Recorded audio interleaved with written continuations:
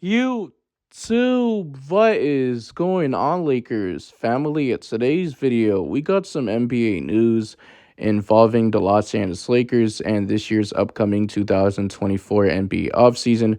So, James Piercy, the author of NBA Analysis Network, today did propose a trade idea for the Los Angeles Lakers to land point guard slash shooting guard Anfernee Simons from the Portland Trailblazers, and the Blazers receive Rui Hachimura, point guard Gabe Vincent, our Lakers 2029 first round pick, and also our 2031 first round pick.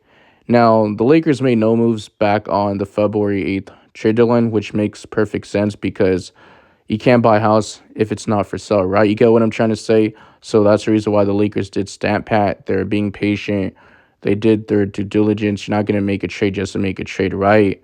And the Lakers are going to have 3 first round draft picks to go get a bona fide superstar player or just an all star player like a Donovan Mitchell, a Trae Young, possibly Kyrie Irving, and maybe a DeJounte Murray. But we'll see what happens in the offseason. And then the Lakers are very active in the buyout market. They did sign Spencer Dinwiddie, another ball handling guard, facilitator, 3 level scorer. He did play the first 2 games against, and not against, but the first 2 games for the Los Angeles Lakers. That's what I meant. But it was against the Detroit Pistons, his debut. And then the second game against Utah Jazz, which was the game that the Lakers win heading into the All-Star break. And the Lakers are probably not going to sign another player in the buyout market because we would have to waive our players like Christian Wood, Jackson Hayes, which doesn't make too much sense, which means we would have to get another big man like a Robert Lopez. And I'm sure that he was available in the buyout market. And we would probably have to waive Max Christie and Cam Reddish. So it doesn't really make too much sense. So that's probably our last move that we did make, which I don't mind. Now, the Lakers' record is 30-26. We're 4 games over 500, so we're playing some better basketball lately. We're 7-3 in our last 10 games, which is incredible, red hot, and we're the 9th seed of Western Conference standings. And then for the Portland Trailblazers, they're just thinking about the future. It's bright. They're a very young team, wet between the ears, and they don't have title aspirations just like the Lakers. So it's a different situation where the Lakers are trying to get banner 18th to win an NBA championship. So the Portland Trailblazers knew they'll be among the worst teams in the league this year. So if you're looking at the record, they're just a terrible team, right? They only have 15 wins in the regular season, 39 losses. They're like close to dead last in the standings, 14th in the Western Conference, and they're 2-8 in the last 10 games, which is terrible. So that's likely to be the case next year also after, trading their superstar point guard in Damian Lillard in the offseason, especially when he did request a trade. So this team is just rebuilding. They're going to be very good years to come. So this is a team that's not going to make the playoffs anytime soon. So that's the reason why maybe the Portland Trailblazers could send Anfernee Simons to the Los Angeles Lakers with that in mind. Now, the reason why the Portland Trailblazers do this deal is because the Blazers may not want to lose Anfernee Simons. So that would be reasonable. He's young. He's 24 years of age. And he's already productive on the court. He's a 3-level scorer, ball handling guard. He can, shoot the three. The floor spacing would be very good alongside LeBron James, Anthony Davis. He can play make, so he would take the load off of, LeBron James and Anthony Davis. And if you're looking at his contract right now, which I am looking, he is under contract 4 years, worth about $100 million. And per year, he's making around $25 million per season. So in 2 years, he's going to become a 2026 unrestricted free agent. Now, in my personal opinion, I'd much rather go for a star like a Donovan Mitchell, Trae Young, Kyrie Irving, and DeJounte Murray. They're just better players. In my personal opinion, why would the Lakers give up those 2 first-round picks? You only have 1 first-round pick available to get another player, so it doesn't make too much sense in my personal opinion. But at the same time, what do the Blazers see in the future? Because you got Scoot Henderson. He was a 3rd overall pick in this year's 2023-24 NBA draft. You got Shaedon Sharpe. This is his 2nd year. And then you got Anfernee Simons. So this team has a lot of backcourt talent, and arguably they have too many guards.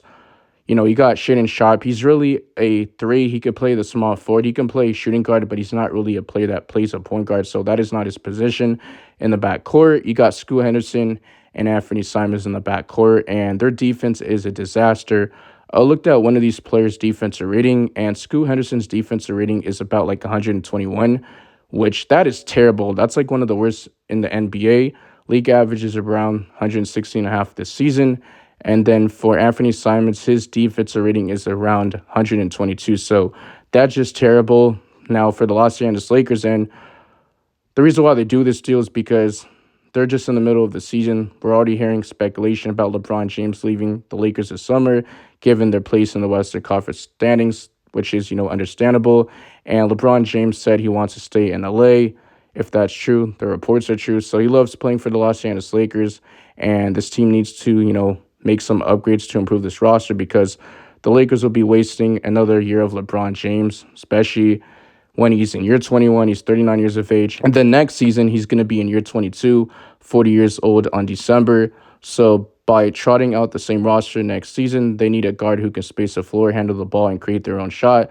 So Simons is that player. He'll be a third option on this Lakers team, depending on certain matchups. But even times, Austin Reeves will be the third option. But we'll see about that alongside LeBron James and Anthony Davis. So if the Lakers make this move, they'll have to change their position in the NBA's landscape. And before I end this video off, I got to say, the Portland Trailblazers, they're just, be justifying flipping Anfernee Simons for assets because they're going to want some draft picks, draft capital for a young team, right? Mostly young teams, rebuilding teams that are not doing anything. They usually like draft picks, a young player, and a expiring contract, right? Which doesn't make perfect sense. That's the reason why you're pairing a bunch of first-round picks in that trade, which the Lakers are an aging team. So should the Lakers give up their first-round picks for a 24-year-old in, Anfernee Simons? I'm not doing that. I feel like he has the potential to be a star, but he's never been a star before. And this season for the Portland Trailblazers, he's averaging near 22.9 points per game, which is very good, shooting 43.3% from the field, 3.5 rebounds, 5.3 assists, 0.1 blocks, 0.5 steals, and shooting 38.8% from three on 8.8 attempts per game, and shooting a career high from the free throw line. 91.3% from the free throw line. That is very good. That's one of the best in the NBA.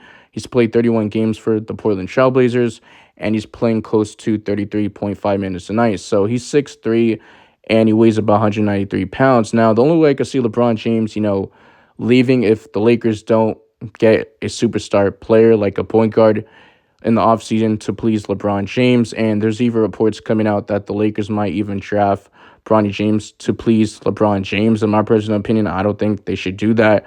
Bronny James is not ready. I think he should stay another year or two in college, but that's just my personal opinion. And LeBron James is going to go whatever team that Bronny James goes, whether if he's drafted or probably undrafted. There's even recent reports coming out that the Toronto Raptors are probably going to, recruit Bronny James, if I heard that correct.